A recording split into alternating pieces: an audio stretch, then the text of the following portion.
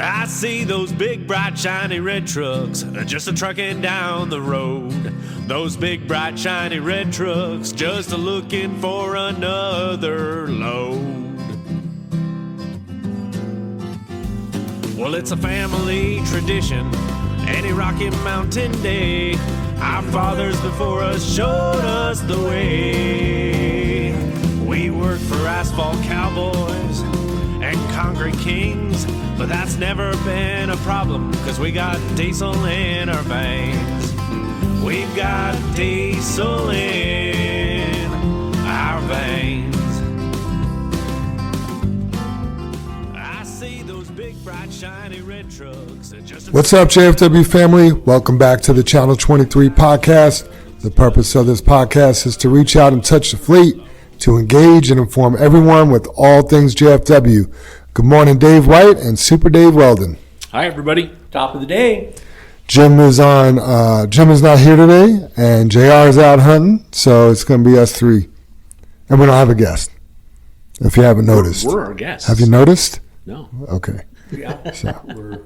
We're going to carry the weight today. Yep, Super Dave, you're going to have to be a little bit more talkative. I'll try. Okay. I better turn your mic up. This way we can hear you. Better pretend it's an interview. Get chatty. Yep. Chatty Cathy. That's right. All right, well, one thing we're not skipping is the Pledge of Allegiance. Love it. I pledge allegiance to the flag of the United States of America and to the republic for which it stands, one nation, under God, indivisible, with liberty and justice for all. And happy Veterans Day, belated Veterans Day for yesterday for all our veterans at JFW. Yes. Yep. Father God, we thank you for the opportunity to go out and do some trucking today. We pray for the safety of our fleet, all of their families, and all the other families and individuals we come across on the road today. We pray for patience and making the good, safe decisions. We pray to be accident-free and that we all make it back to the comfort of our homes this evening. We pray for healing and 100% recovery for all our family members that are ill. We pray for a successful hunt for JR and Fam Bam, Tony Martinez. No matter what, we trust you, God, and it's in Jesus' name we pray. Amen. Amen. As a reminder, anything and everything you hear on today's show is not the opinion of JFW's. It's just the three men in this room's opinion. Podcast stats, episode 205 had 253 downloads. We're at 103.7 thousand total downloads, and we have 823 followers. Nice. I was hoping Brother Jim was going to be here today because I don't know if you guys, of course you didn't notice, but just to bring it to your attention, it's been 1 year since my divorce. Wow. And I said I wasn't going to date for a year, but my year has come, and I started dating, believe it or not, a tennis player. Jeez, Dave. I can't wait to see where this dad joke rolls into. I'm sharing personal details about my life. Continue, please. I've never discussed my divorce or dating on this show, and you're laughing at me. Wow. So anyway, we go out on a few dates, and I ended up breaking up with her because I couldn't believe it. One day, I was talking to her, and can you believe she told me love means nothing to her? No, I can't believe that. Tennis player. Oh, yeah. my What gosh. is love in tennis? Does that mean that it's a tie, like It means 5-5? It means nothing. Yeah. Oh, 0. Oh, gotcha. Okay. Yeah, I'm not a tennis player. Anyway, that's Brandon Maciel's joke. He told me, hey, you know why you should never date a tennis player? I was like, why? He's like, because love means nothing I to love them. it. Good segue, Jam. You did well. You ruined it. I couldn't help it, man. I'm like, oh my gosh. Oh my gosh. He's fishing. He's got the reel out. The line's in the water. I had one guy laughing and one guy with his eyes big. What do you got? I refuse to let you reel me in on that one. What do you got? Somebody? Anybody? Bueller? Well, Dave was laughing his ass off in the office earlier this morning, so I'm gonna go and set him up because I think his will be better than mine. So I started crying. I was laughing so hard. I was trying to hold it back. I searched actual podcast jokes this morning. So these are either about or have been on a podcast. Okay. I'll kind of lead with I had my electricity go out last week, so I went to see a friend and spend some time in New York. It was definitely a power trip. That's cute. And then what do whales listen to on a long journey? Squeaks and groans. A podcast. Nice. And then I just kind of loved this one. It's kind of hilarious. But what do you call 3 average white guys? John, Jim, and Joe. No, a podcast. Dang it. I just thought it was fitting since there's just 3 of us today. That's funny. So clean up the jokes, Dave. Bring us home. Oh, this one's not clean at all. But you always laugh at a fart, right? Sometimes they ain't funny. You squeak one off and the whole room laughs. So I have a fart joke. Nice. So a drunk walks into a bar and says, "I'll fart the Star Spangled Banner for 2 beers." The bartender says, "Go for it." So the drunk climbs up on the bar. People gather around. And then the drunk drops his pants and gets on all fours and proceeds to shit all over the bar. The bartender says, "What the hell did you do that for?" And without missing a beat, the drunk replies, "Hey, even Frank Sinatra had to clear his throat before performing." Wow. That's funny. That is a good one, Dave. I see why you were laughing. I didn't want to ruin the moment. That's the reason I didn't ask you. I was just hoping I could get through it. I couldn't. I broke up laughing. Had to clear his throat. Terrible. That's outstanding. Is that it? Yeah, that's all I got. That was enough. That was enough. That's funny, man. Good job, guys. New employees, we got Greg Yampolsky, we got Bab Akbar, and Stephanie Aguilar all started this week. Welcome Nice. to the fleet, men and women. Yeah. Yes. Welcome aboard, everybody. Welcome. Celebrations, anniversaries. We got a big one. Zach Tharp hits 2 years tomorrow. Nice. Mike Heinrich also hits 2 years tomorrow. And then Francisco Alvarez hits 4 years on Saturday. Congratulations. Man, Francisco is just, steady Eddie. He's always a pleasure to be around. Somebody else really appreciates him a lot, that being his wife, Brenda. She always sends him a nice anniversary note. And this year she says, Saturday the 15th is Francisco's 4-year anniversary. I love that she calls him his full name. Being at JFW and each year passes by, I am more and more proud of my man, my husband. Our kids are just as proud of their dad, their hero. The early mornings, the long days, it's not easy. We see his hard work and determination. It does not go unnoticed. I want him to always remember that we appreciate him so, so, so much. He is our home, and each day that we hear him coming through the door, knowing he's made it home safely, to us brings us much happiness and fills us with so much joy and love. From our kids and I, happy anniversary. I love you. I appreciate you. We love you. We appreciate you. Keep on trucking. Keep on achieving excellence and achieving greatness. Ah, that's wonderful. Hear, hear. That's just great.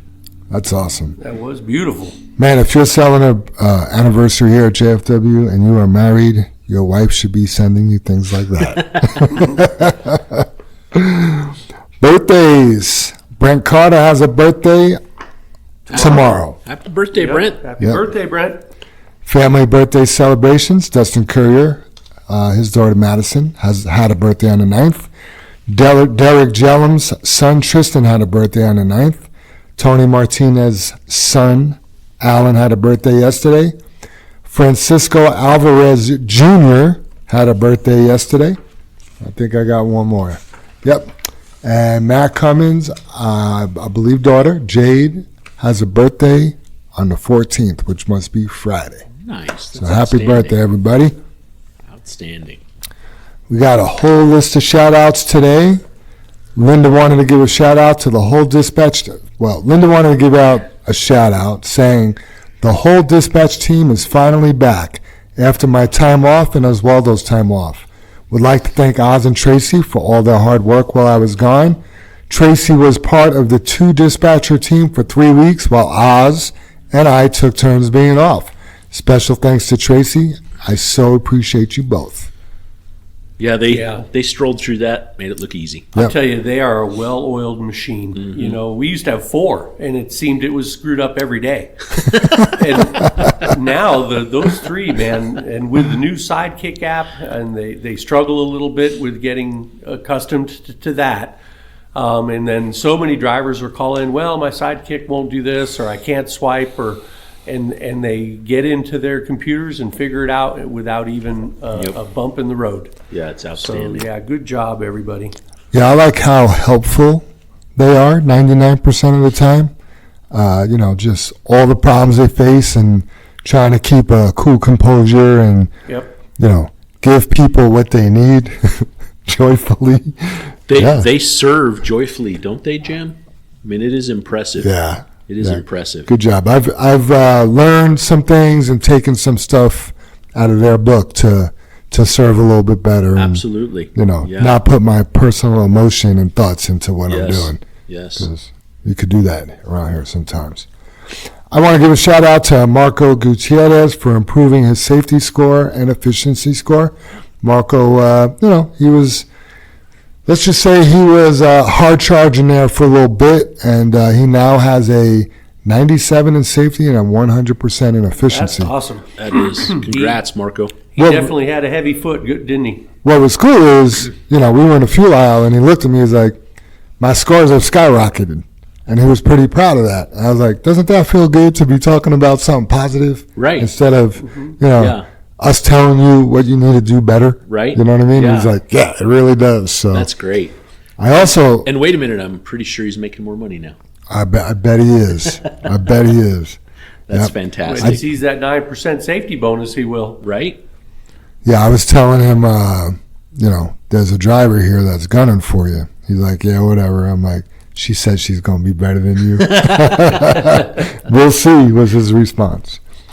Joanne wants to give a shout out and say thank you to Andre and Alex and the Wash Bay crew for getting the red shop cleaned up and the chairs set out for open enrollment yesterday. Yeah, thank you guys. Yep. They did a nice job cleaning up the shop. It looks great Yeah. over there. Yeah. Yeah, they did a pretty darn good job on that oil slick from Rescue 4, too. There Gotcha. in that one spot. They must have had to scrape it, I'll bet.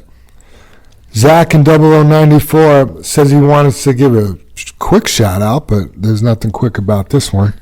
Just a quick shout out for the podcast tomorrow. I know I've thrown out there before how special JFW is and how it's a great place to work. And I need to say it again. Say it louder for the people in the back, Zach. I just had a great experience coming back to the yard tonight and wanted to share. I was preloaded on my last load today and ran into a small issue when a newer loader that was being trained put a scoop too far back in the trailer, putting me about 850 pounds over on my back axle. I was driving back to the yard, remembering the last time I shoveled, approximately 1,500 pounds or so, and how tough it was. Also made me realizing how out of shape I was, huffing and puffing, shoveling away. Haha. Well, I knew I could get it done. It just makes it easier when you have some teammates help out and the camaraderie that goes with it. A big shout out to Kendrick and Brother Dave that without any hesitation jumped into the back of the trailer with me and started shoveling to make sure I was axle legal for the port this morning. Kendrick has been an amazing resource since I've started here that's truly made me a better driver. Even though I've called some days and interrupted a couple of his new hire classes, he was always there for me, patient, and made time for me to make sure I was learning and accomplishing what I needed.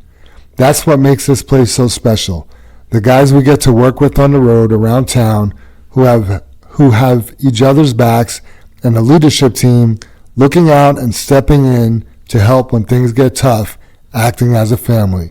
I'm grateful to be part of this team, and thank you to everyone who has helped me throughout my time here at JFW. Wow, that's a great. Thank you, Zach. It is. You know what's incredible about Zach? His positivity, and we in this room we all know about it, but I don't know if we've talked about it on the podcast. There's a story out there from 1,000 years ago where the travelers would be going from one town to another, and sometimes they would pass as they're heading to each other's town, and an old man asks a young man coming from the town he's headed to, hey, what are the people like in the town Right. I'm headed to, that you're from? And he's like, oh, it's not good. They're jerks, blah, blah, blah, blah, whatever the case may be. And when the old man goes there, that's what he finds, right? Because that's or I'm sorry, that's not what he finds, because that's not what he's looking for. And the young man gets to the other town and he just finds assholes, right? Finds jerks, because that's what he's looking for. And I think our approach to what we're looking for is different in each and every one of us. And it's easy to pick out, depending on the mindset you're in, it's easy to pick out the ugly things you're looking for because sometimes they stand out. Sometimes it's harder to pick out the good things when you're not accustomed to looking for it. And it was funny, I was walking through the yard and all of the parking in front of the shop over there, in front of the office, was taken, and we have cones in front of the scales, so I backed up and parked in front of the north end of the scale. And when I was walking up, I noticed Zach's truck was on the scale, and I was like, oh, I better move my truck. They need to weigh something. And then I glance and I see Kendrick and Zach up on top shoveling. I'm like, oh, they got to move some material. So I just hopped in my pickup and I pulled it out of the way and dropped my gate, grabbed my shovel, and ran up and started helping them shovel. I didn't think twice about it. It just, like he said, more people get things done that way, right? Yep. My point is, Zach approached that just exactly what he wrote here. Sometimes people approach it with, that effing loader guy, I'm off, I don't know how I'm going to get this done, and I don't have any place to weigh, and you know what I mean? Yep. That's what's cool about Zach, is he's taken all of the tools and he uses them. Yep. You know what I mean? And it's just phenomenal to see that. I agree. I really feel like you're in control of your surroundings. Yes. Your reaction to them anyway. Your reaction for sure. Yeah. Super Dave always says, negativity is contagious, but so is positivity. Yes. So you could be around some negative people and absorb that and become negative, or you could just exude positivity and hopefully somebody catches that. So yes. Good point. It's a tough thing to take an adverse situation or moment, and rather than immediately think of that negative result or outcome. Just you step on a nail and it pokes through your shoe, and all of a sudden you're pissed about the nail going through your shoe. But really, you should say, "Oh, I'm glad it didn't go through my toe." And Zach's that guy. He's always got a positive spin to something that could go the other way. Yeah, and if it went through your toe, you could say, well, I'm glad it didn't go through my other toe. Right. Well, yeah. That's a funny thing, but you're right. Yeah, I one of my favorite Bible verses, James 2:1, count it all joy, right? Everything. Be grateful for everything. Yep. Every experience. Yep. Speaking of being grateful, I was sure grateful for the Northern Lights last night. The Aurora Borealis was shining bright right here in Colorado. Never saw it. I went out. My neighbor is the one that told me about it, because he was standing in the middle of the road when I came around the corner, and I'm like, Paul, you need to put a reflective vest on, dude. I couldn't even hardly see you. And then he's like, look at that. And so I immediately went in the house and got my wife, and Jackie and I went out and looked, but it was something special. They say it's due to a magnetic solar storm on the sun, and we should be able to see it again tonight. Yeah. Oh, so maybe I'll go outside and look. Skies are clear. Find yourself maybe a dark spot on top of a hill, or maybe if you have a good viewing area to the north of your place, then go check it out. It should be pretty awesome again. I think I'm just going to climb on my roof. Or there you go. I might drive over to Yard 23, hop up on that mezzanine, and get that roof access. Come on. Yeah, it really was something. We don't get that, sight in Colorado very often, if ever. Have we ever had it, Dave? I've seen it in Wyoming when we were camping up there one year, but never here. Yeah. It was something. It was pretty impressive last night. I got another shout out. Sweet. Yeah. It's going to make Zach's look short. Dang. Yep. This is from Lisa Pena. She contacted me yesterday, asked me the best way to send a shout out, because she's got a big one. She's been writing down truck numbers and names, and, she just got to get it out there now. Great. So she says, here it goes. This is Lisa Pena, 0031, and I would like to make a shout out first and foremost to Super Dave for hiring me and Mike Bortz for the training. Thank you both so much. And speaking of positive, Lisa is one of those positive people. If you haven't picked up on that, Yep. you get around her, she's happy, she's excited, she's very positive. Second, I'd like to shout out to Bennett and Mango. They were actually the first two drivers that actually reached out and really helped me out when I was struggling my first week. I'd like to thank them for their patience as well as their insight. Super cool guys, top tier, with the praise hand emoji. I would also like to thank Rich 0055 as well as 0051 for their help one day at Plant 2. Again, super cool. I appreciate you both for taking your time to reach out. And last but not least, I'd like to reach out to 0084 Jonathan for helping me out coming down from Fairplay on Friday when my truck had problems on my first solo trip down the mountain by myself. Thank you so much. And lastly, I'd like to say thank you to everybody that has helped me out or offered kindness. I appreciate it more than I could express, from the office ladies to dispatch to management and safety, as well as I'm sure I'm missing a few other drivers out there that have stopped to give me a little bit of insight or just introduce themselves. I can't thank you all enough. Thank you, thank you, thank you. 0032, Lisa P.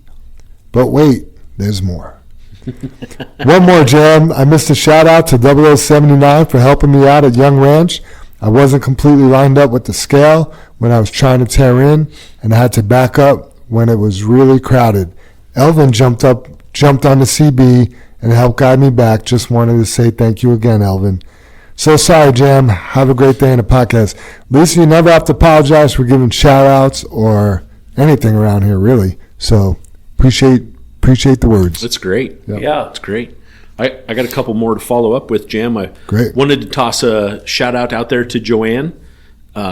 She handled and set up all the health insurance. I know she was just bragging on Andre and Alex for getting the shop cleaned up and ready for everybody, but she's kind of handled that health insurance situation pretty much all on her own. I honestly don't know how much Ann has helped with that, so Ann, if you have, thank you.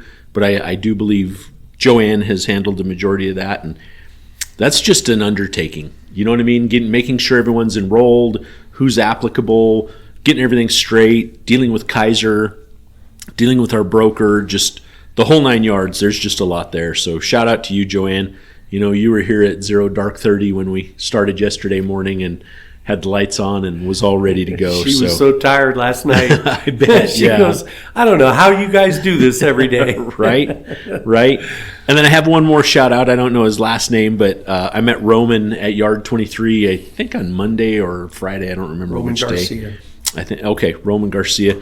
I think it was Monday, and he was struggling to back in to the parking spot he was in, and I just chatted with him and, you know, gave him some tips and spotted him a little bit backing up, and, you know, kudos to you, Roman, for hanging in there. It was kind of funny. I said, hey, what's your name? And he said, Roman. And I said, hey, Roman, I'm Dave. And he's like, oh, you're that Dave.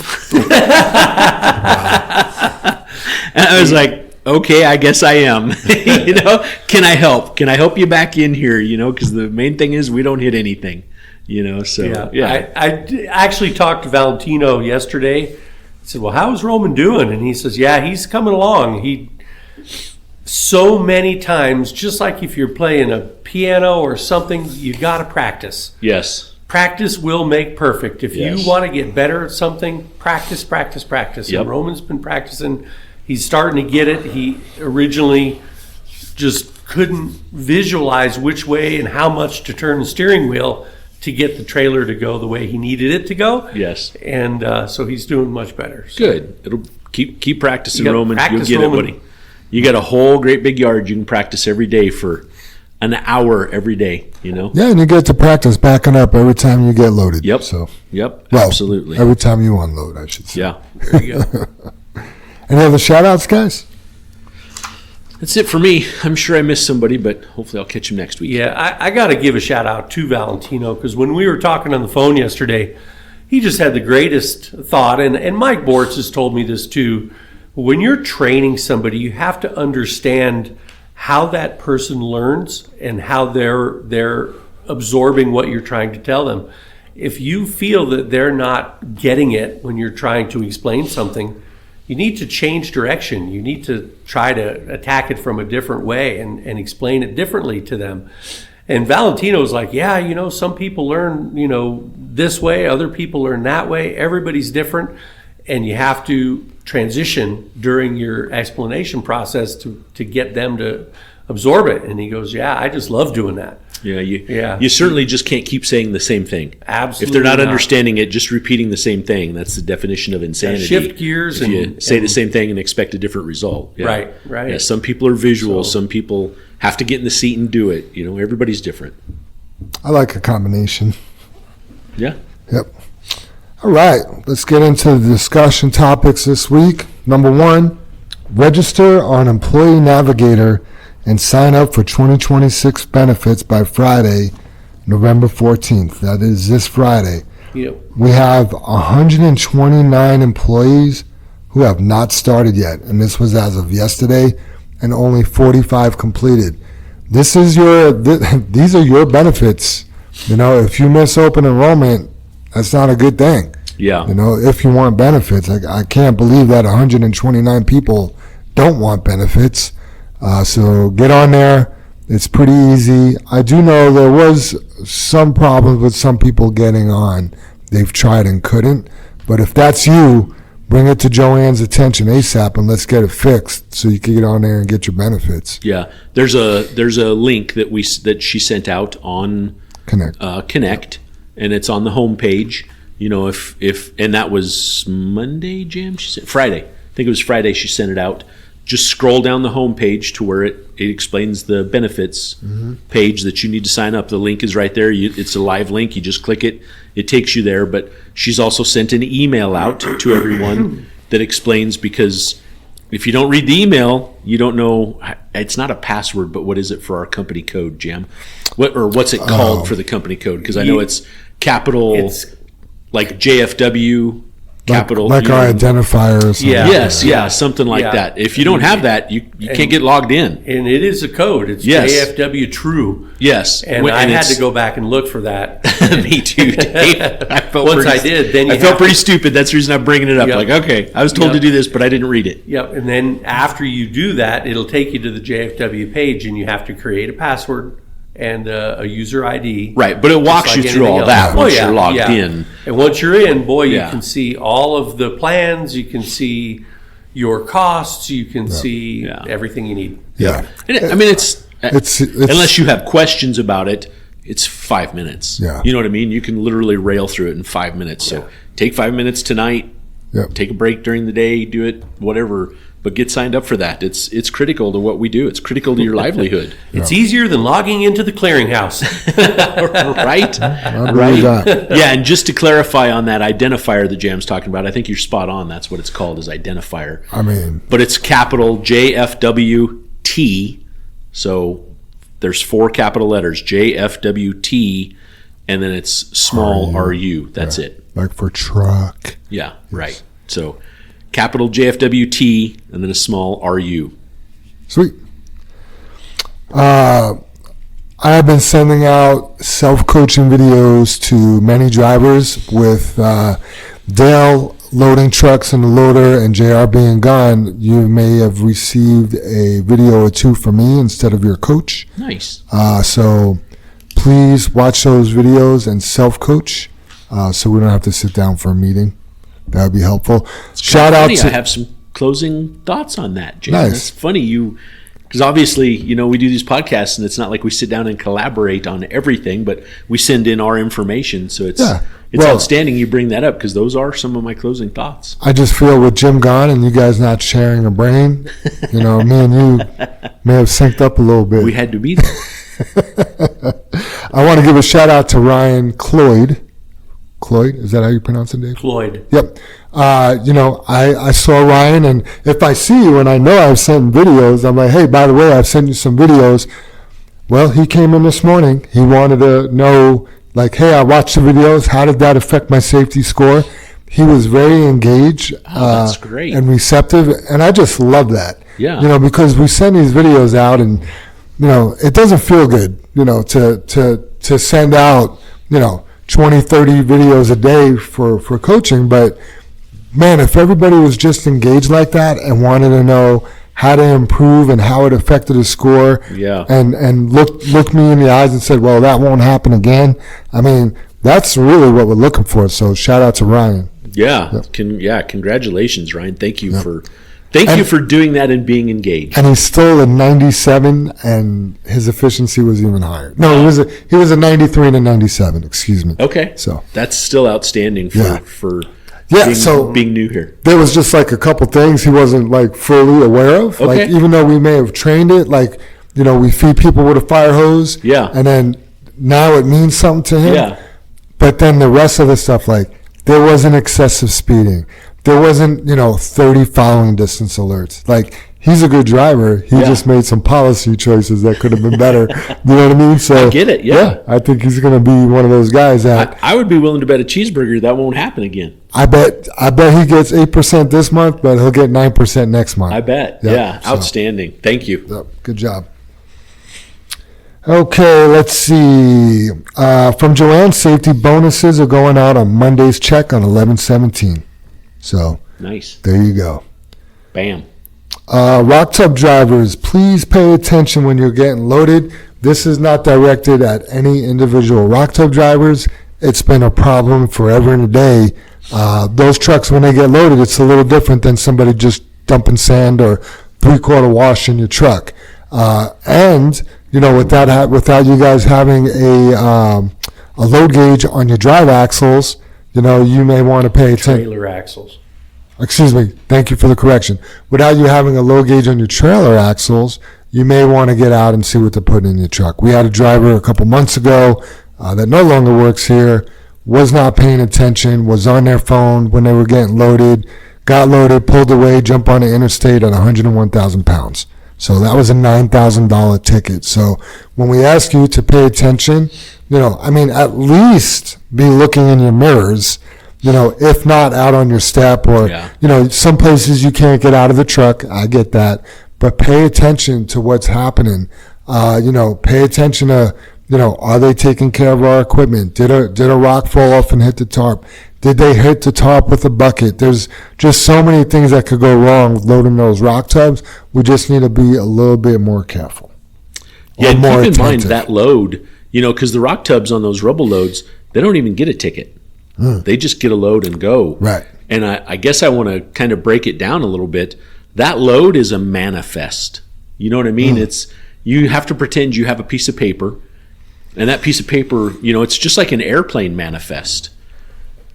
You better hope that captain and those pilots know how many people are on the plane. They know what their weight's going to be. They have a weight of the luggage. They know how much fuel they can put on because of the weight they're carrying. They know, if they can take off or not at the end of the runway.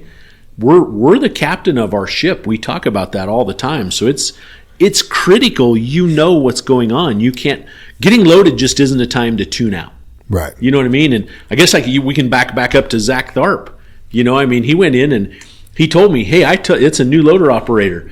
I told him stay 5 feet off the gate and, put both buckets up front and then the third one in the back. And, okay. he just got what he got, and Right. Zach knew it. You know what I mean? And then the guy drove off. Zach's like, I couldn't even dump and reload. He was gone. It was end of the day. He was out. And, so Zach came back, and in Zach fashion, he dealt with it. But there's a point in case, you know what I mean? Like, hey, we got to get that loader operator trained up now. Well, it's your job to train up these rubble operators. They change their, every bucket is different, And I'll tell you now, too, there's not one concrete plant you can't put your PPE on and get out and make sure that loader's putting it in Absolutely. correctly. Absolutely. And I was laughing, too. Zach's talking about being 850 pounds over. He should go down and load at that Red Canyon place where we would load the red infield mix. You'd be like 3,500 pounds over. And that clay, you couldn't hardly move that clay to save your life. Yeah. So I don't like to steal from customers at all. That's never been a habit of mine at all, Dave, but that was some good looking sand that we were shoveling. the golf course, because he was delivering to a golf course in Eagle. And it definitely was a blend of sand and, I don't know, peat or there was something in there. It was greens mix. My lawn would have really appreciated that mix. I could have taken that 800 pounds home, but that's not our role, right? Yep. Yeah. That's funny. All right. Scooby wanted to bring up the proper way to tarp a trailer. Do not hold the button too long after tarp goes out or comes in, and bump it back or forward when you're done. Just seems like a lot of tarp issues lately.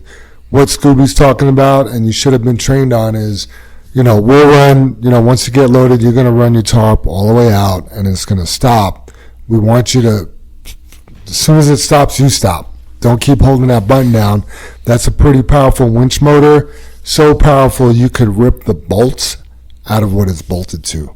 Okay, now you got problems for the rest of the day. You got to bring it in. So go out till it stops, you stop, and then bump it back a little bit just to take the tension off those cables in that tarp motor. Same thing, after you dump or before you dump, right, you roll your tarp all the way in. Once it stops, just bump it back slightly to prevent more damage to it. Here's a little trick, a little tip. Put a zip tie around the bar that where your pulley is, that you can see in your mirror, and you can watch that zip tie turn until it reaches the end, and then it stops. It's very clear, very easy to do. I'd love to help you put one of those on. It takes 30 seconds. I like that. And it will really help. I think one of the big things is we're doing that when we're traveling.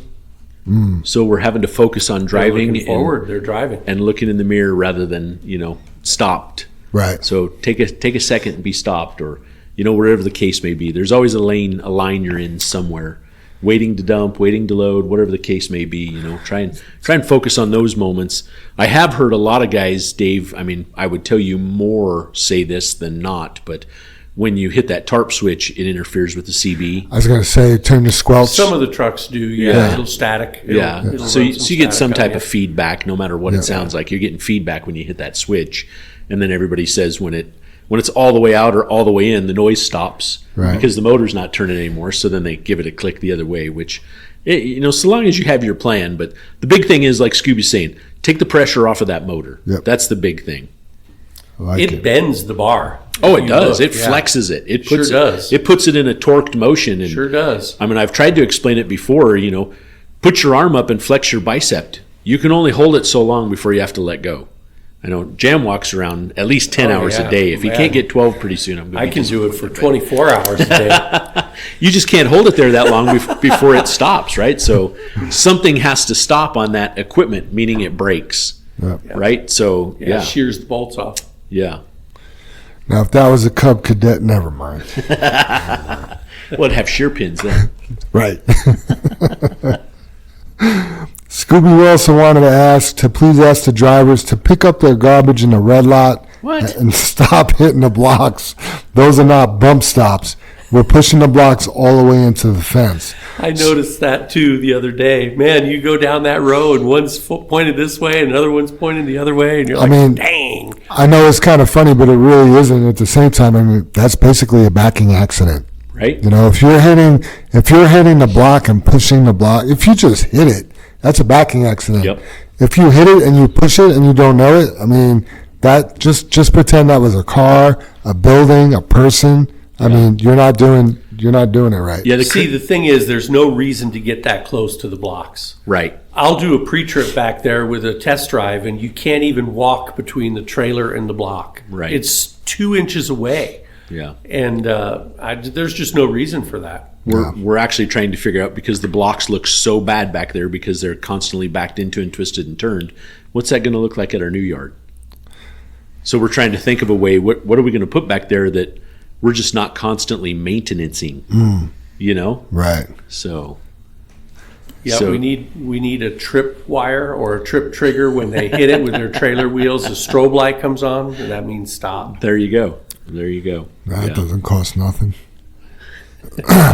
Let's roll back to the garbage, right? Because pushing the blocks and hitting the blocks, that's poor driving. Dumping your trash on the ground in a red lot, that's just poor character. So please don't throw your trash out back there. Yep. I did add one thing, and that is spotting, right? So together we're accident free, and I think that's a great second line of our creed.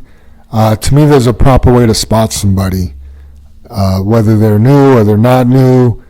You know, you want to stand in a place that they could see you. Typically, if I'm going to spot somebody, I feel like my job is just to tell them if they're going to hit something. That's it. So roll your windows down. I stand up by the front of the truck, you know, or maybe a little bit further back, but I make sure they could see me in their mirrors, and I just tell them when they're getting close, because my job isn't to drive the truck. My job is to give them a spot. If you're up by that window telling them, cut this way, cut that way, cut this way, cut that way, especially for a new driver, that gets very confusing and frustrating and overwhelming, where they get flooded, and then it's even harder for them to back up. I'm sorry, Roman. Damn it, Dave. I was trying to point out some tips, Jam, you know, because when he had started in that spot, he had every ability to be perfectly straight to back into it, but didn't start that way. So those were the things I'm like, here, let me help you straighten out, so you can see both. When you can see both sides and you can back straight up, it's a piece of cake, right? Versus having to blindside in or jackknife or whatever the case may be. So yeah, but I did do that. But I agree with what you're saying, and I'm sure you did a good job. But you could also tell them, listen, you know, you want to use all the room available to you. So when you pull up to where you could see both sides of your trailer. Yeah. You know what I mean? Yeah. So they get it, you know, cut left, cut right, cut like that. That just, yeah. Here's what I like about that, Jam. Thanks for the coaching. You're welcome. Yeah, I appreciate that. Probably one of the worst things you could do when you're spotting somebody is stand behind a trailer and speak like they can hear you. They can't hear you up there. Right. You know what I mean? Unless you have a radio or something like that, like we've provided the wash bay with. Yeah. No radio. Just, you know, come on back. You have to use the tools that you're given. Right. And I know this is all done with good intention. Yes. You know, like you're there wanting to help a driver park, but we got to do it the right way, you know? So I get off my soapbox. And Love it. Yep. Love it. You guys got any more discussion items? No, everybody learns a different way, Jim. Yeah, everybody does. Just learn like a you different mentioned. way. I think that's great. Actually, you mentioned that. So good job. I think I mentioned that. Yeah. Somebody here mentioned Dave that. did. Valentino mentioned it, actually. Good job, Tino. Just repeating. I've mentioned it a lot of times, so. Nice. In training. Cool. Let's keep moving forward then.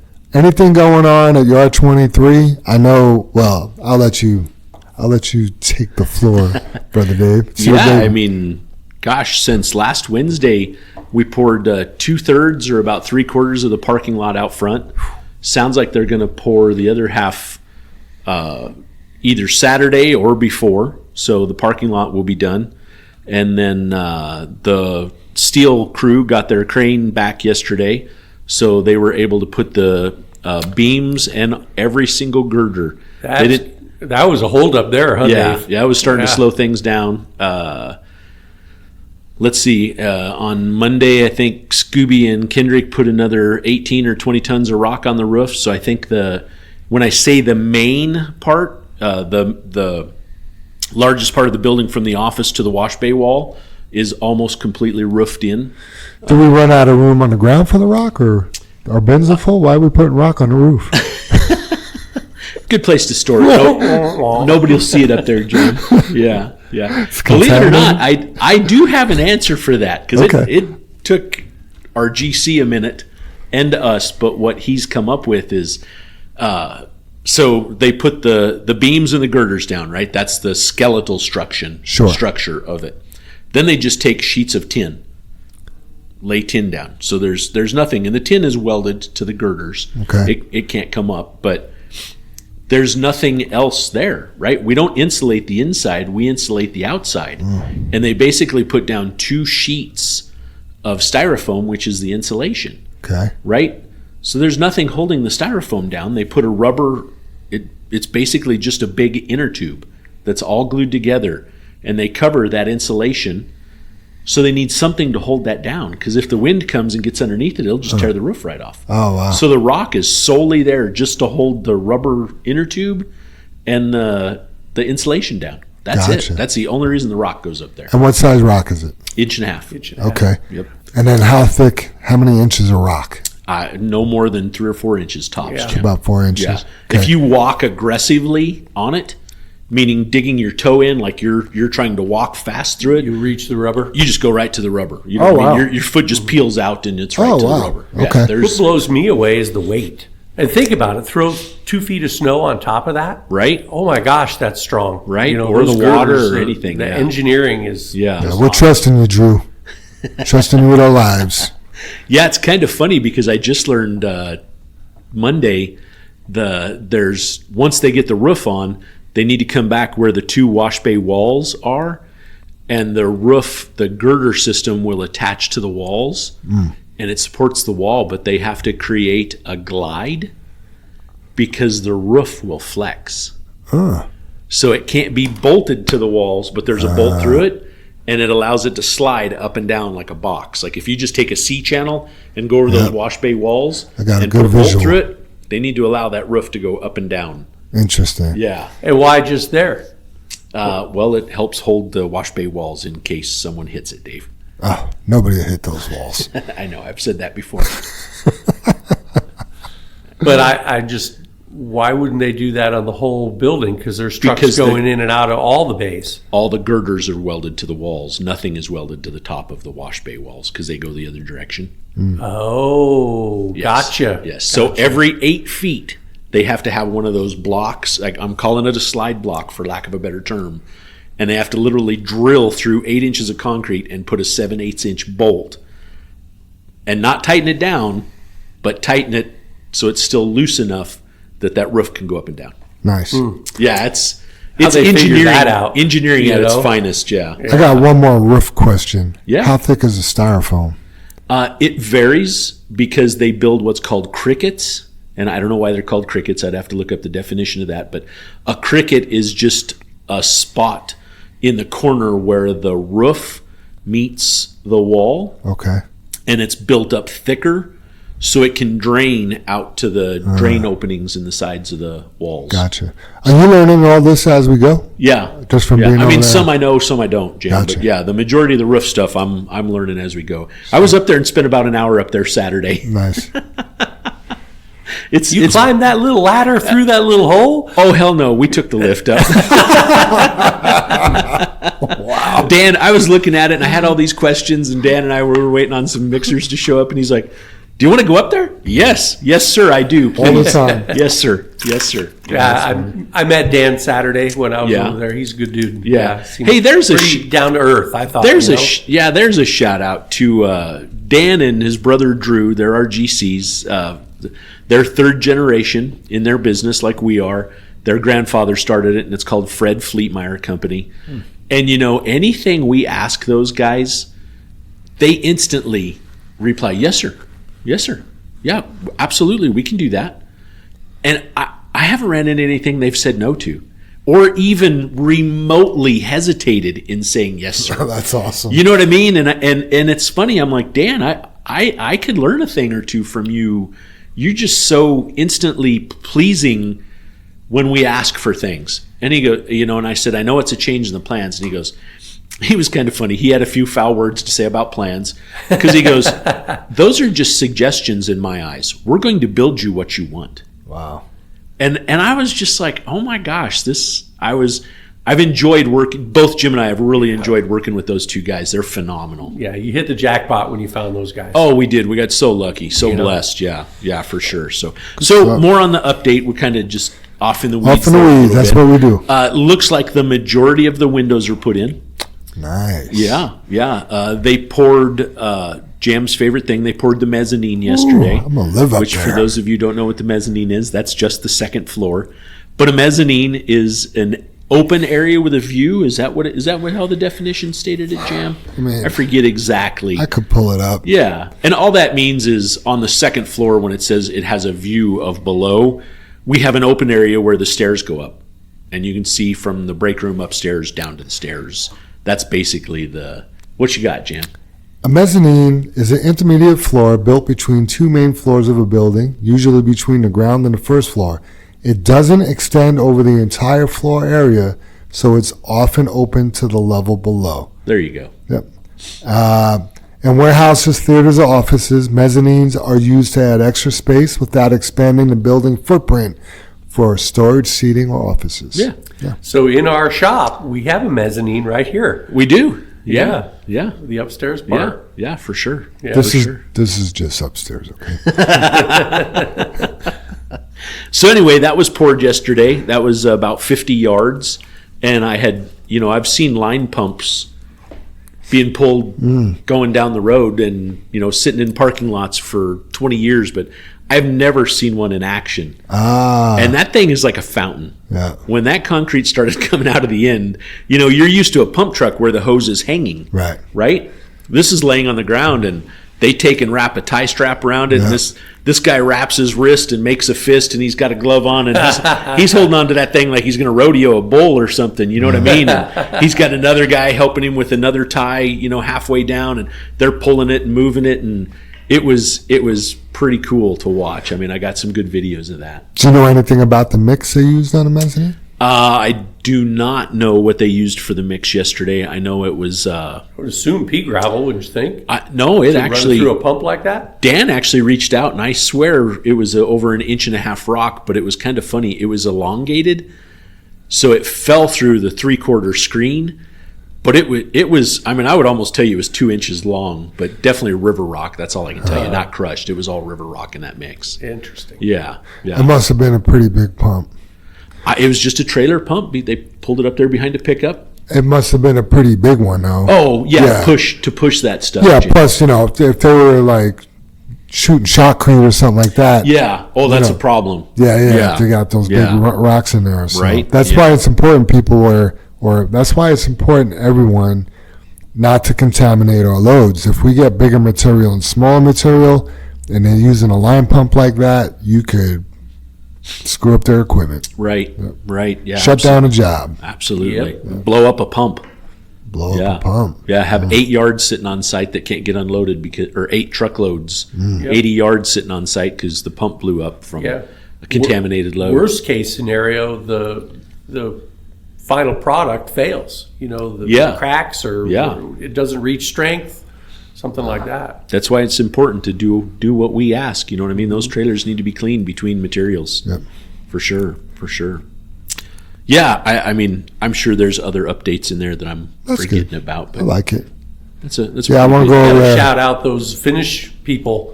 Man, they work hard. Oh. When we were out there Saturday, They do. they were Yeah. moving, and I know how heavy concrete is, and they Yeah. were just working Right. until the truck was empty. Right. Then they all kind of sat down and relaxed Yeah. in the sun until the next truck showed up. Yeah.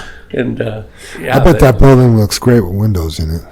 Oh, Jam! It's they put the first ones in last week, and it's so funny. I mean, I've literally stood at those windows where the offices go, looking out, just at what's going on. Right, not like I'm admiring the window, the opening, and had my water bottle sitting on the edge, and they put that first window in, and I walked up to it, and I literally looked up. And I was like, "Oh my gosh, these are huge windows! They just seem huge." That's awesome. Yeah. I don't know why when it was just an open hole, it didn't matter. But now with the glass in it, it's like, oh my gosh, that's incredible. So, That's awesome. Yeah, Good stuff. Yeah, and it's kind of funny, Dave. I agree. Shout out to those guys pouring that mud because that's a job. it is. And it's so cool when I watch the processes that they go through. I mean, we've been around this our whole lives. I mean, we've done it ourselves in small partitions, right? No massive pours like they did. I mean, I think Saturday they poured 215 yards, and that's not a small job. That's 22 truckloads, right? So anyway,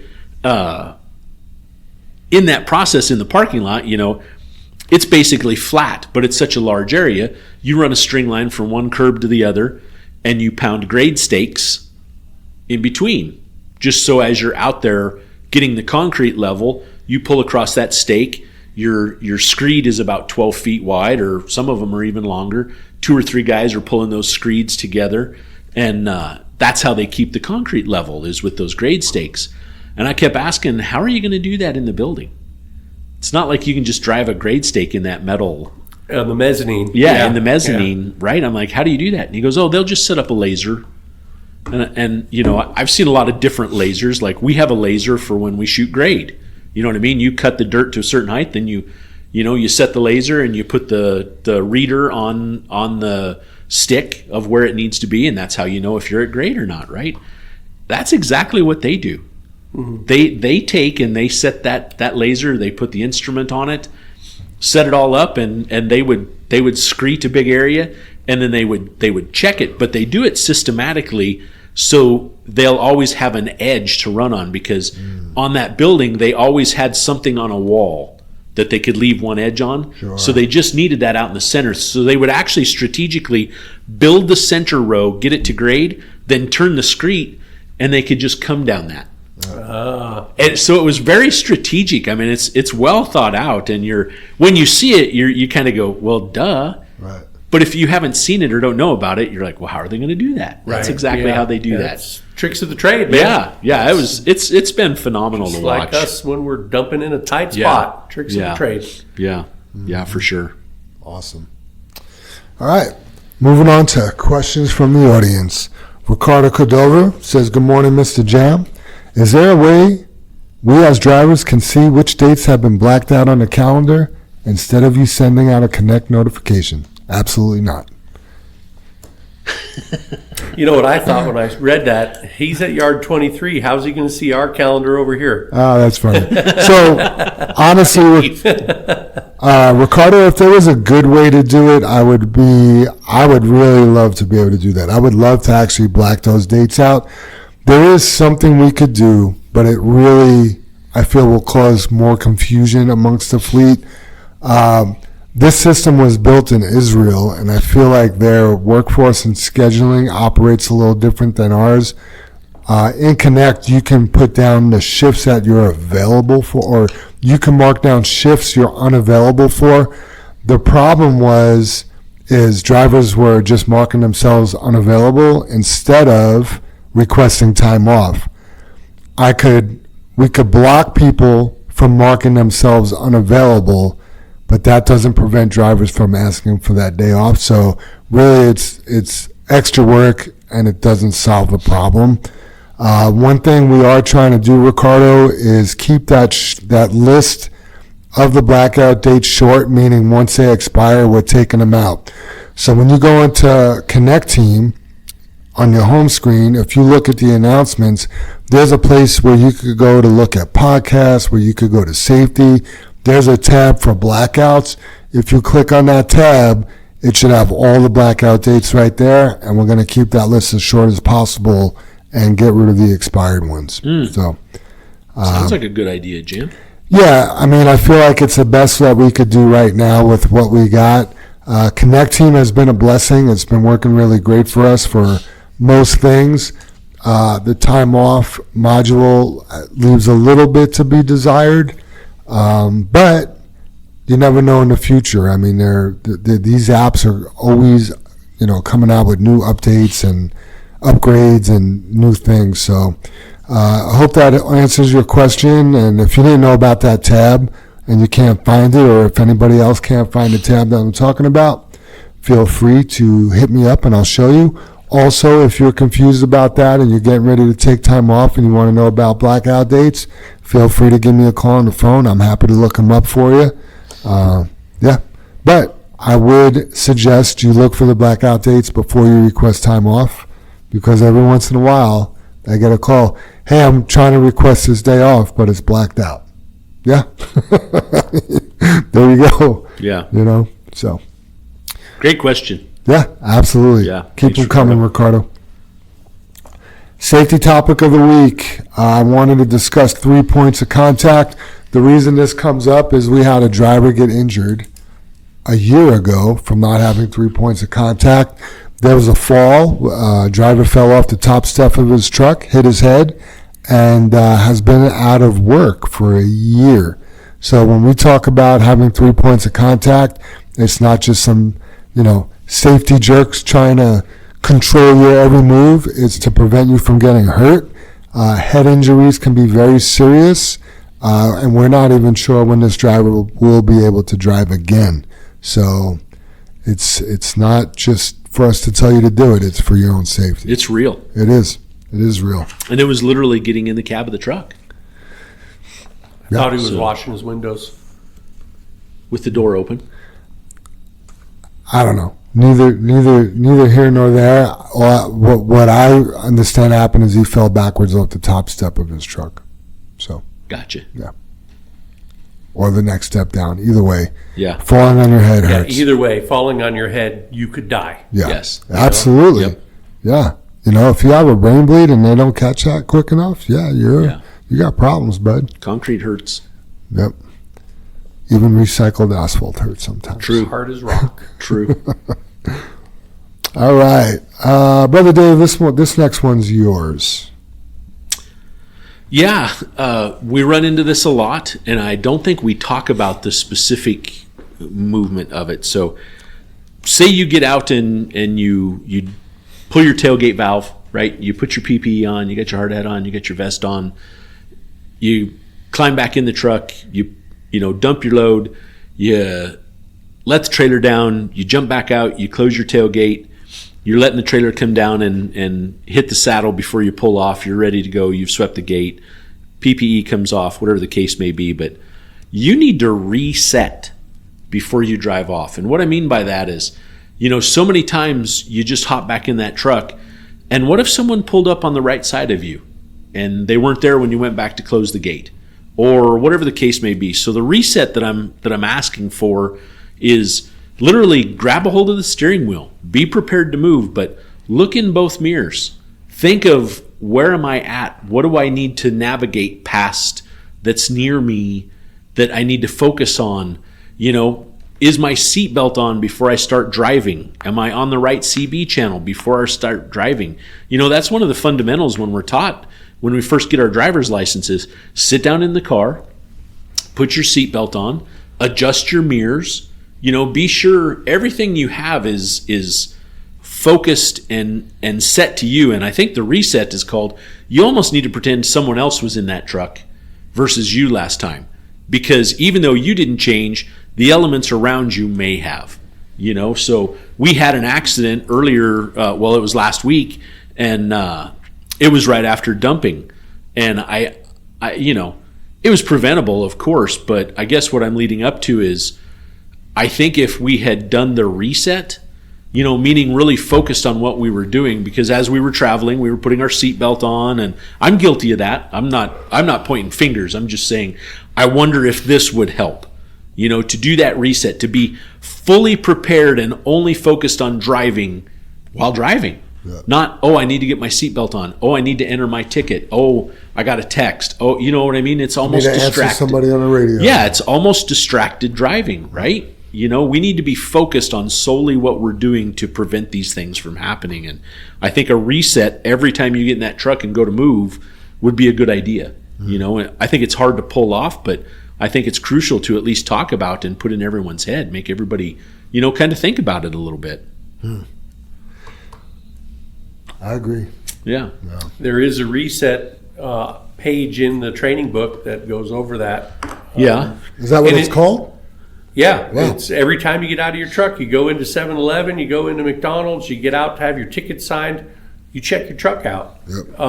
I believe it came about when Marty ran into the blocks down at Castle Rock Ready Mix, because he forgot. He got out, went in, chit-chatted for 10 minutes, goes back out to his truck and forgot that he was parked right next to those blocks. Jumped in the truck, drove off, and ruined 2 wheels and tires on the trailer, $4,000 or more. I don't know. Damn it, Marty.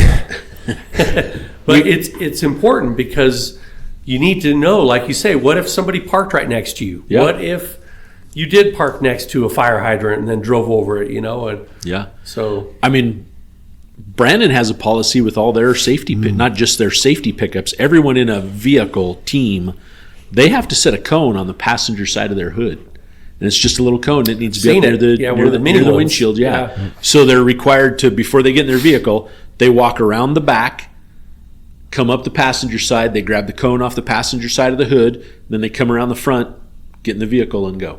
And that way they know nothing is around that vehicle, because they found the majority of the accidents they were having was they showed up on a site, they parked, did whatever they needed to do on the site, got in the pickup and just took off like you said Marty did, and never did a reset. They never looked what was around them, or they forgot, they pulled up against a pipe or parked next to something and made a right turn when they drove out, or whatever the case may be, right? It's that reset. It's that you have to be focused on what you're doing. You have to be engaged. And it still boils down to saying distracted driving. That's just such a vague description. I wanted to discuss reset. Right. And we talk about, head on a swivel. Like, what does that mean?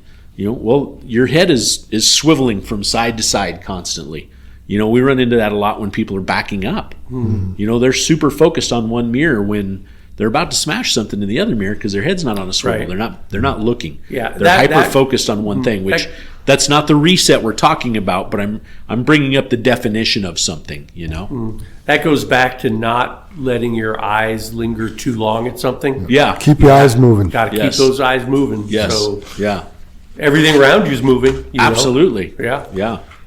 I want to, are you done talking about the reset? I am, unless you guys have something to add. I do, but it's more about distracted driving. Okay. And I know we were talking about reset. We don't want to get off in the weeds on the distracted driving, but talking on the phone, even using a headset, which is something permitted by JFW, it's also permitted by the FMCSA. It's legal. You're allowed by the state. Everyone agrees you could talk on the phone using a headset.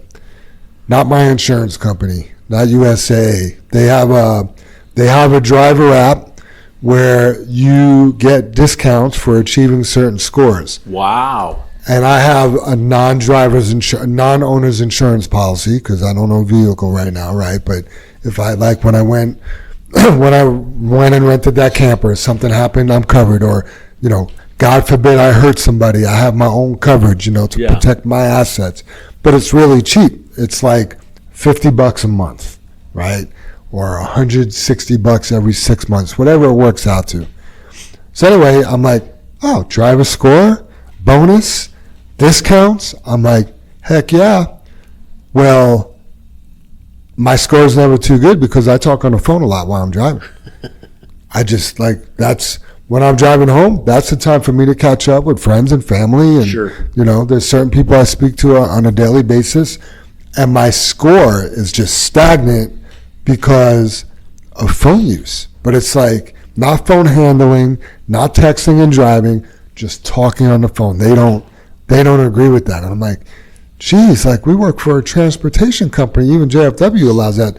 So my point is, talking on the phone can be, and there's a distraction. Absolutely. So think about that. When you're on the phone, don't become too engaged in a phone call where you're not paying attention. Yeah. I'm shocked, Jam. We'll have drivers come in sometimes and they're just talking, and then they come in our office and start talking to us. And I'm like, were you just talking to somebody? And he's like, oh, yeah, I have such and such on the phone. Oh. I'm like, right now while we're talking? Yeah. Okay, why don't you finish with them and then we'll have a conversation. Oh, it's so funny because sometimes it'll happen. They're not talking when they come in. You're just talking to them. Right. And then all of a sudden, after a 5-minute conversation, you realize somebody's been on the phone the whole time. Right. I'm like, yeah. Right. And my point to that is, how can you be focused? Right. And I think when you do that the majority of your day, that at some point the odds are stacked against you. That's bad. Mm-hmm. You know what I mean? Yep. So. Amen, my friend. Yeah. All right, tips and tricks with Armando, the Sergeant Del Val. And kudos and a shout out to Armando. Armando is out on paternity leave, taking care of his wife and his baby, and still produces a well thought out tips and tricks. Number 28 to be exact. And it's titled Post Trips. Good morning, JFW family. Welcome back to another week of tips and tricks. Please remember that the purpose of these tips and tricks are just ways for us to be helpful, better and safer drivers on the road. Let's be JFW professionals. A couple weeks ago on my tips and tricks, I talked about pre-trip and how I do it. Today I'm going to talk about post-trip and mention on the things I look for and check while doing my post-trip. It's going to be a little different than my pre-trip because now it's going to be a little bit more detailed. So one thing I see sometimes is drivers checking their tires or doing a post-trip while they're on the fuel line or getting fuel. In my head it's a fuel aisle and I'm trying to read line and it's wasn't working out. I don't like this only because I feel like you're truly not checking what you're supposed to, and instead you're speeding up your post-trip so that you can just leave after you park your truck. Not to mention, especially at the main yard, you're now holding up the line by doing your post-trip while waiting to fuel. Also, side note, if you're doing it while you're fueling, you're not manning the fuel nozzle, and that's a good way to have a fuel spill. I'm not trying to trash anyone, but remember that if you move fast on any post-trip because you're tired and you just want to go home, that's when you miss something, and when you come in the next day, you find a fault or two. So now, after I park my truck at the end of the day, I shut the engine off and I leave the truck on. I check my lights and make sure they all work. Now I open my hood and check my engine fan, make sure there is no damage to it. Now I check my belts and make sure that I do not pull no more than 1 inch. If I do, or if I see any tears, I write it up. Check your washer fluid. See if it needs to be added. If it's below 1 gallon, I top it off. Now I'm checking my leaf springs, U-bolts, and brake drums. Give them a tap with your hammer and check to see if they're not damaged. Check your tire and also for low tread. Look at your rim and make sure there's no cracks. Make sure your bolts on your tires are tight and covered up. Now I'll check my battery knobs and make sure they're tight. Driving 300 miles can sometimes make them loose. Again, check your porch light and your marker lights on your trailer. Move your glad hands, make sure they're not loose. Check your tarp connection and your light connection and make sure they're still functioning properly. Wiggle your fender bender and make sure it's not loose or missing a bolt. Do you guys know what a fender bender is? I do not. Okay. I'm thinking he thinks the hanger or the bracket. Oh, fender hanger. Oh, the fender bracket, hanger. yeah. Sorry. Bracket. No, that makes sense. Yep, Yeah. Thank you. Again, check all your drive tires for low air and tread. Here's where I close my eyes and listen very closely for any audible air leak. One reason why I do to start my truck on my post trip. Sometimes we have an air leak coming from the bottom of a tire, so we can't hear it. So the next morning we come in and we have a flat tire. It does happen. This is something I call it was out of my point of view. Make sure you look very good. I like that. I'm sorry to interrupt you, Jan. I like that. Interrupt. I mean, all these years, it's like we always get told, I must have parked on it. You know what I mean? When I kind of laugh at that because over 75% of the tire is exposed. Right. Right? Can it happen? Absolutely. But not as often as it does. Right. It's just out of my point of view. I love that. Yeah. Yep.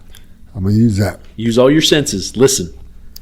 Make sure you look very good all around your tires for any nails, bolts, or screws.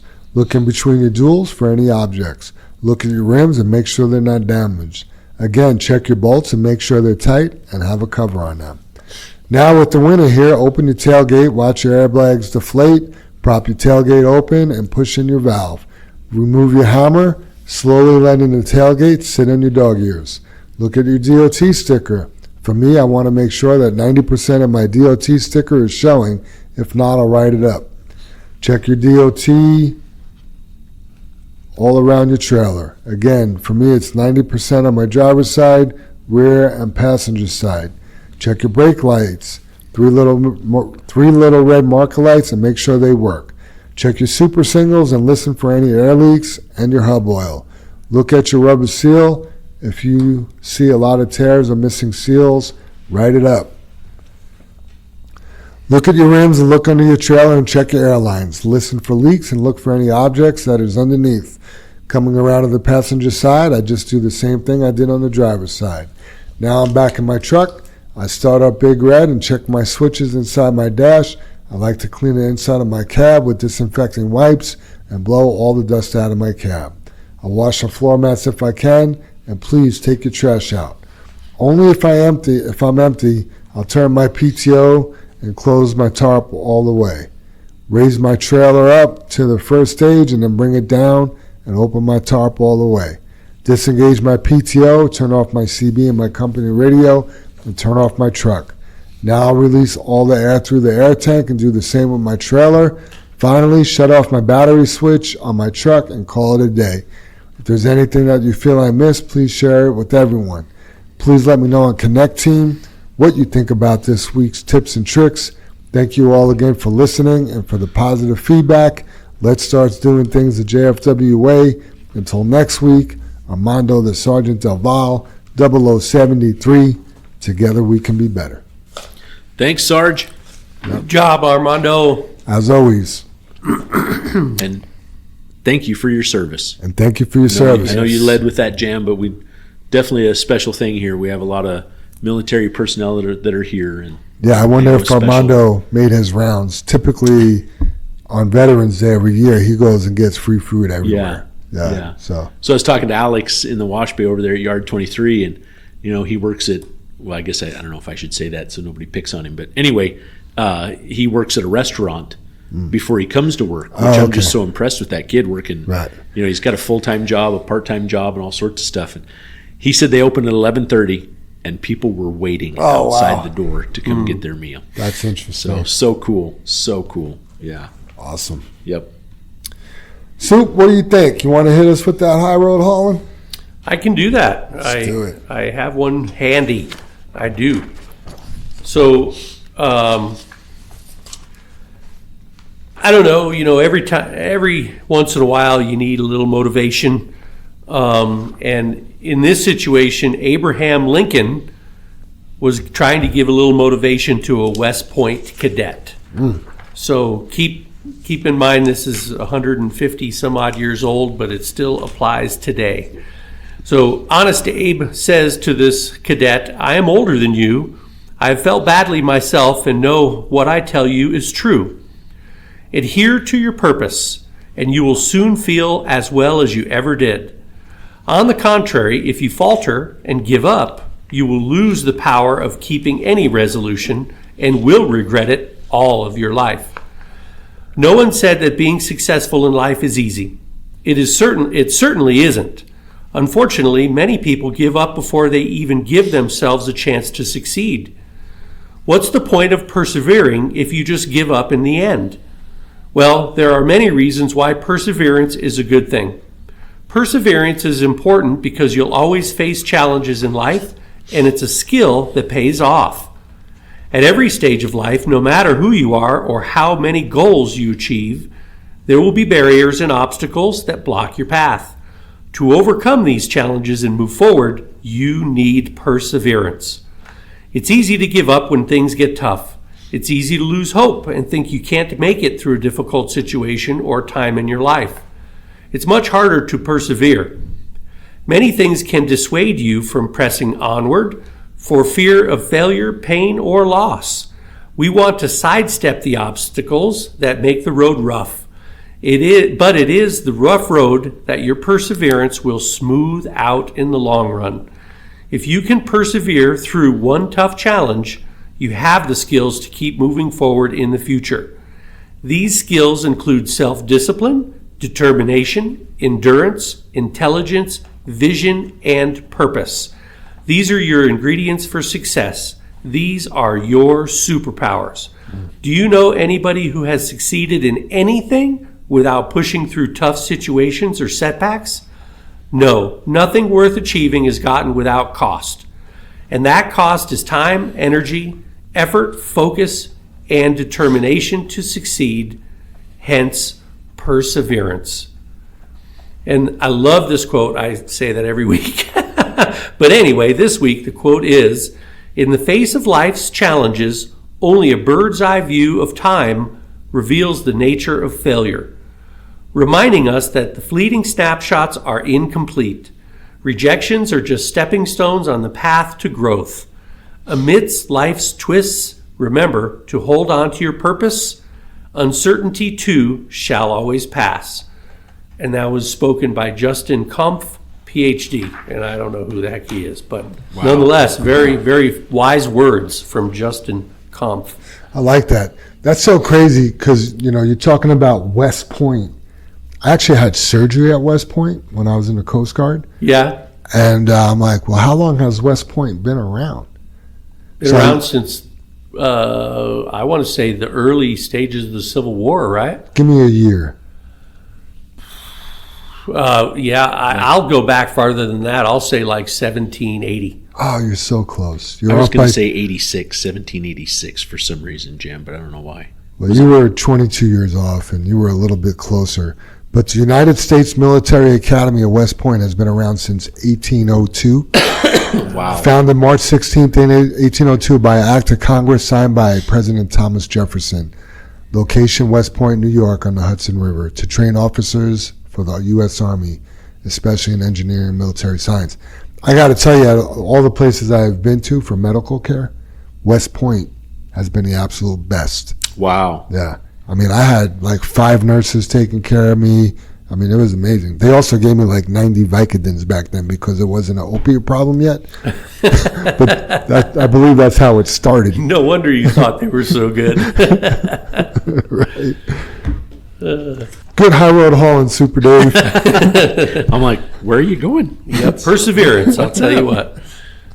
You gotta have a little bit of that to get through life's challenges. Motivation. Yep. Yeah, you got to be motivated. Don't quit. Yep.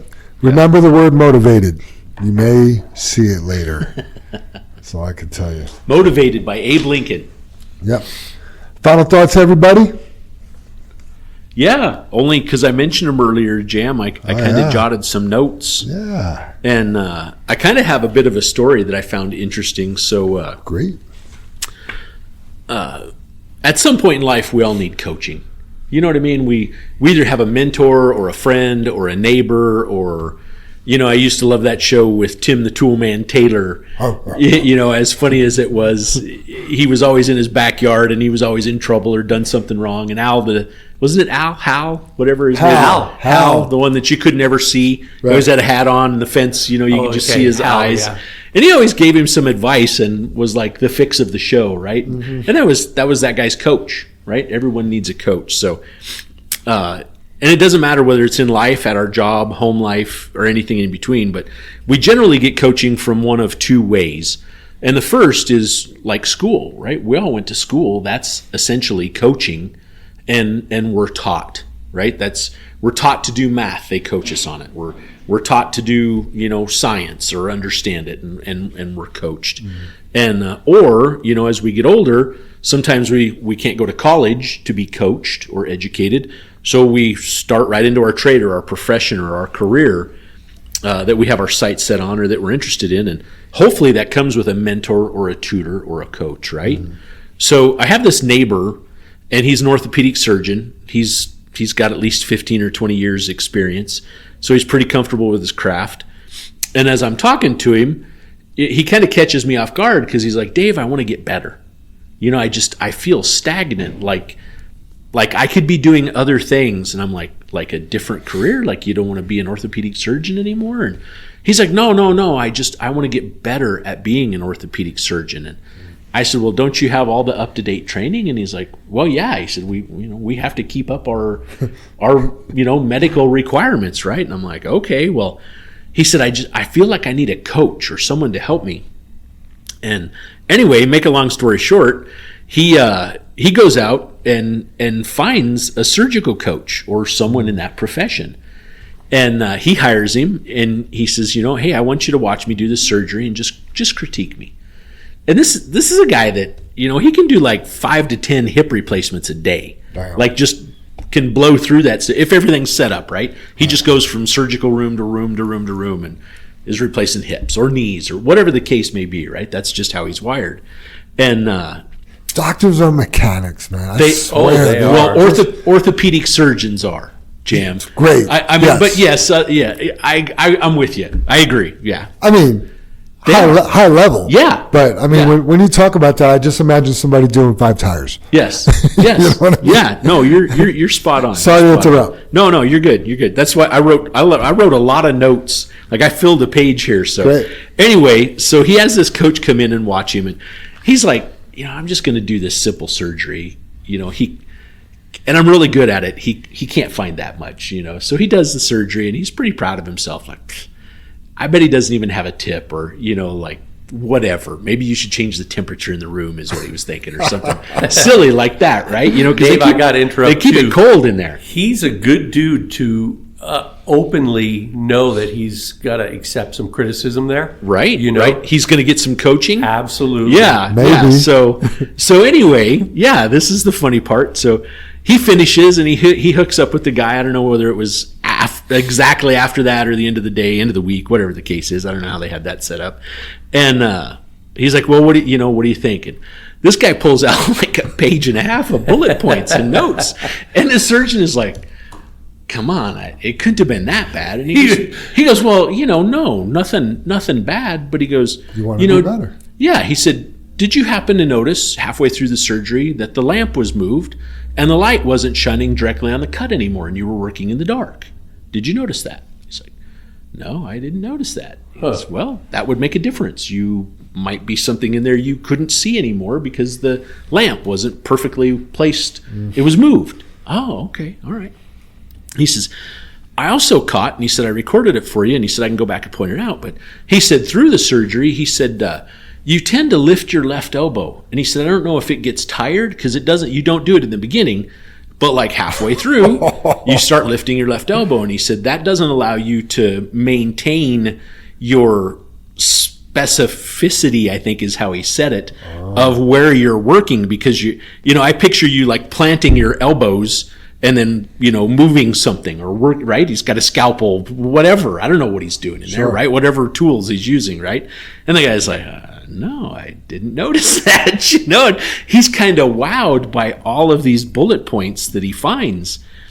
And as he continues to go through them, he's like just continuing to point more and more things out.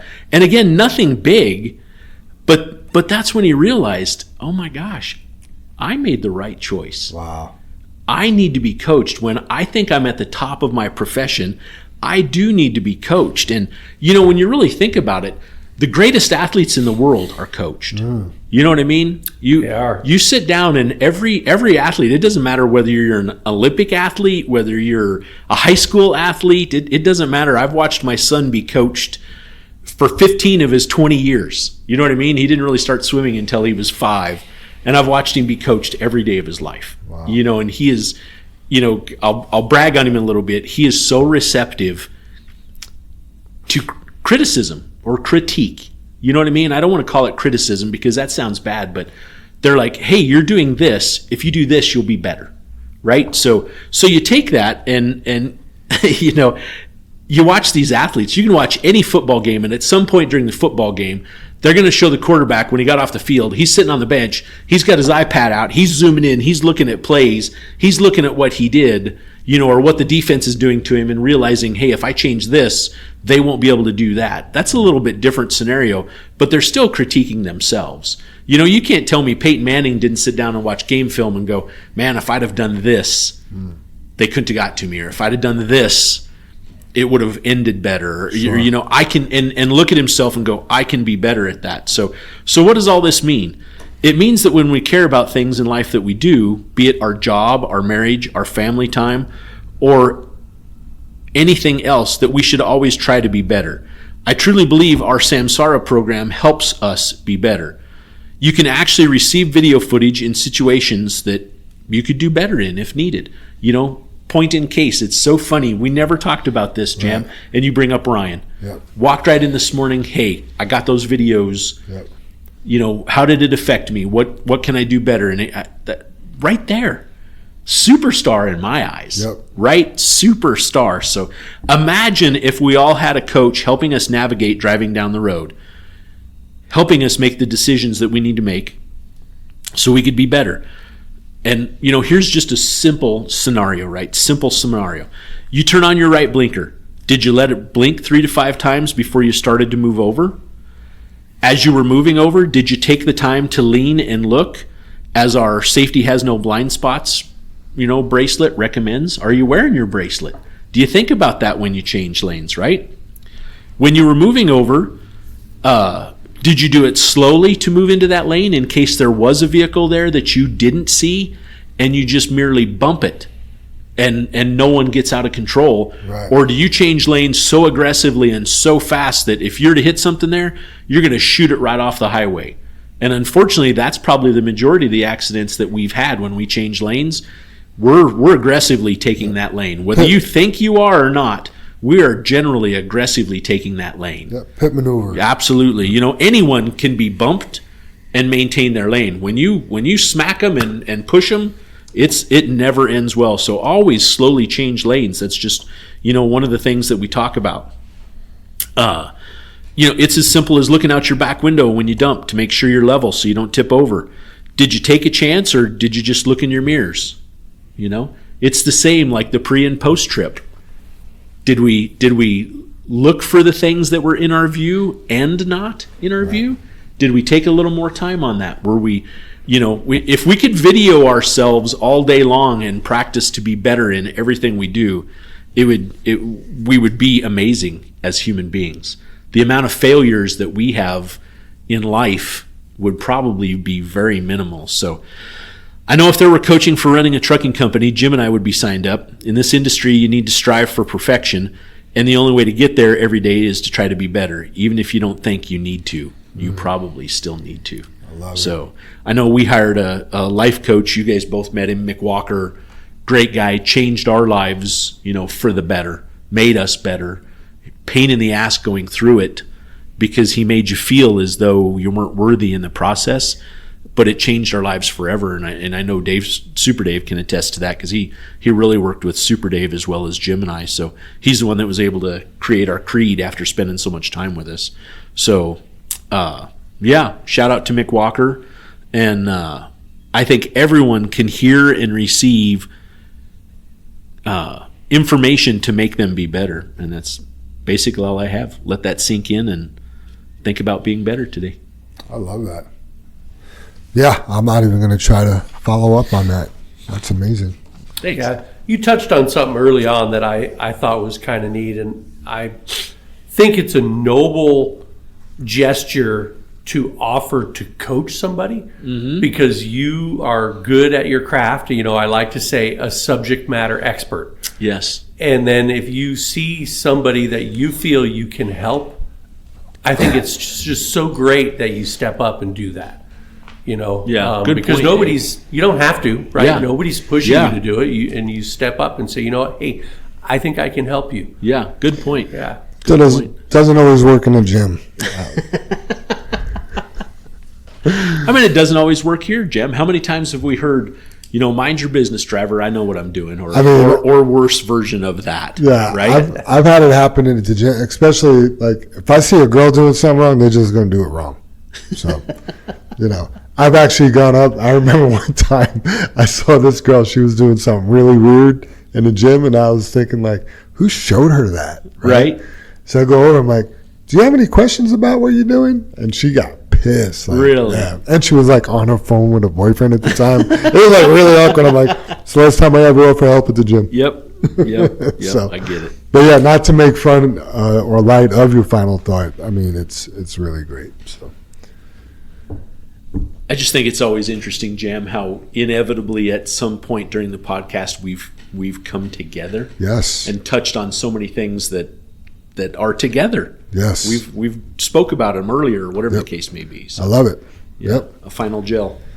Awesome. Well, everybody, don't forget to like and subscribe to the Channel 23 podcast. Yes. Hit that follow button.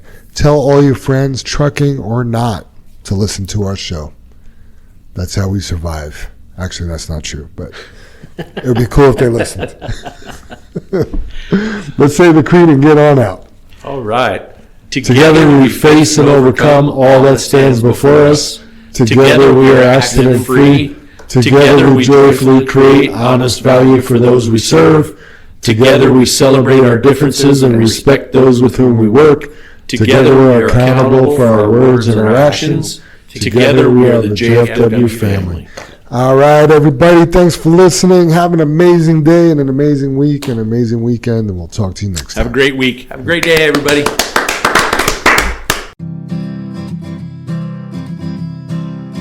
I see those big, bright, shiny red trucks just a-trucking down the road.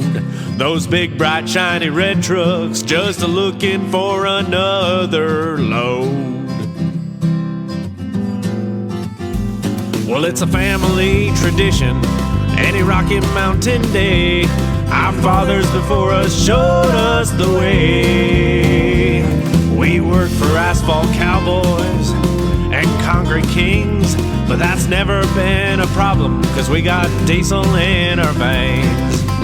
We've got diesel in our veins. I see those big, bright, shiny red trucks just a-trucking down the road. Those big, bright, shiny red trucks just looking for another load. I hear there's a couple million tons to move. I see them everywhere. So you best get out their way and watch that sand and gravel disappear. There's another run to make. We gotta get it there on time. And we got what it takes to lay it all out on the line. We'll lay it all out on the line. I see those big, bright, shiny red trucks just a-trucking down the road. Those big, bright, shiny red trucks just looking for another load. Those big, bright, shiny red trucks got the best drivers in town. They got all the tools they need to keep that hammer down. When they hit them scales, they won't need to dodge them, won't need to duck them. They just keep that hammer down, and they keep that diesel trucking. Keep that hammer down, and keep that diesel trucking. I see those big, bright, shiny red trucks just a-trucking down the road. Those big, bright, shiny red trucks just a-looking for another load. They just keep them doors a-closed, keep them butts in their seats, 'cause those customers are calling, and those red trucks can't be beat. They've gotta put the hammer down and pick up another load. Get it off the ground, keep them eyes open and on the road. Keep them eyes open on the road. I see those big, bright, shiny red trucks just a-trucking down the road. Those big, bright, shiny red trucks just looking for another load.